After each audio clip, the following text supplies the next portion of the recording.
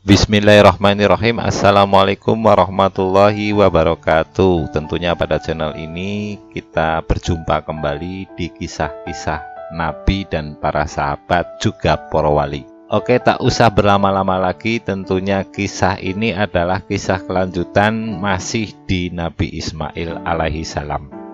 Nah, tentunya banyak ya kisah-kisahnya yang dapat dipetik hikmah dan pelajarannya untuk kita semua dalam menghadapi kehidupan di dunia ini. Tentunya dengan mengetahui cerita kisah Nabi ini bisa menambah wawasan dan pengetahuan saya dan kita semua dalam mengenali agama kita ini.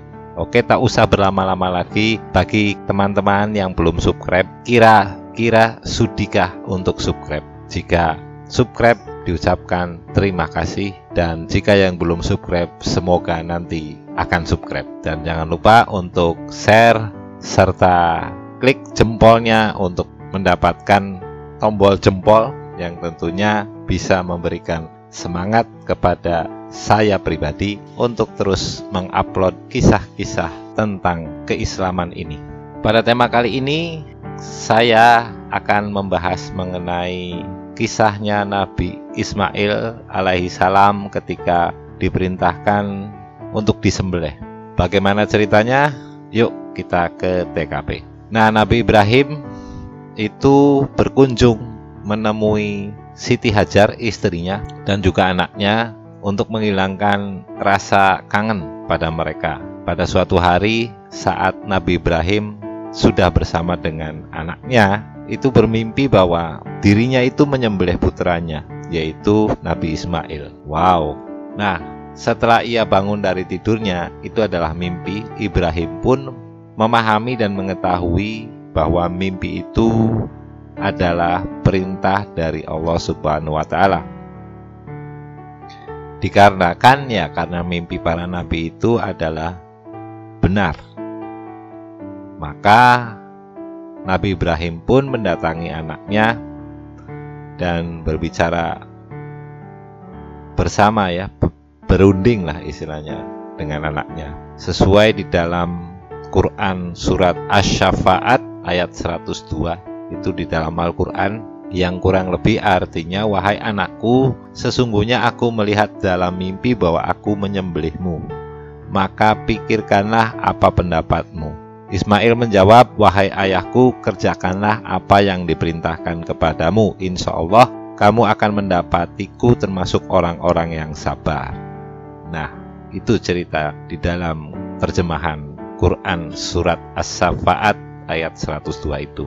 Lalu Nabi Ibrahim alaihi salam pun membawa anaknya ke Mina, dan di sana ia menaruh kain di atas muka anaknya agar tidak melihat muka anaknya yang tentunya akan membuat dirinya terharu. Nah, sedangkan Nabi Ismail sendiri telah siap menerima keputusan Allah. Menegangkan sekali, bukan?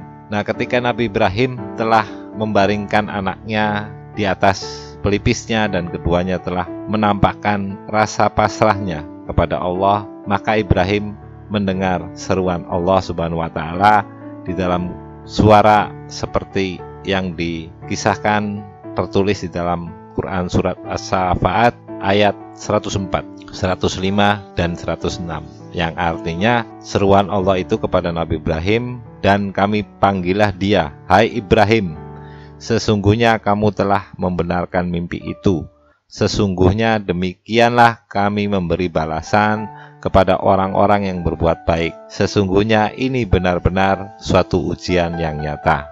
Nah, di sini Nabi Ismail, Nabi Ibrahim dites ya oleh Allah Subhanahu wa Ta'ala untuk melewati ujian yang sangat berat dan benar-benar nyata tersebut. Nah, tidak lama setelah ada perintah dari Allah, Nabi Ibrahim kemudian membawa Nabi Ismail tentunya untuk disembelih.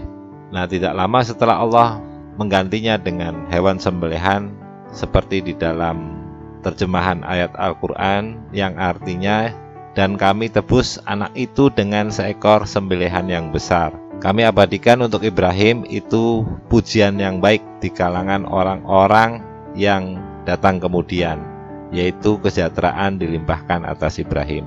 Dalam Quran surat As-Saffat ayat 107, 108 dan 109. Nah, di sini Nabi Ibrahim melakukannya, lalu malaikat Jibril menggantinya dengan seekor kibas sebagai ganti dari Ismail. Dari sinilah yang kita ketahui bersama asal permulaan sunahnya berkorban yang dilakukan oleh umat Islam setiap hari raya Idul Adha di seluruh pelosok dunia.